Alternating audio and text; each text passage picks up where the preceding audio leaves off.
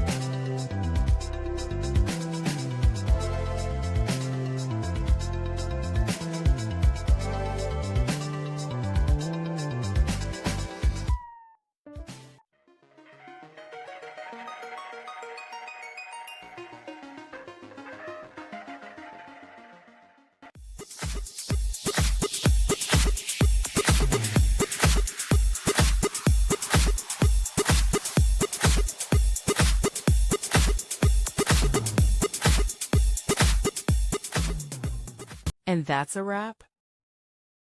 I hope you found the answer you were looking for. If you did, take a second to hit that subscribe button. It really helps out. And let me know in the comments which solution worked best for you.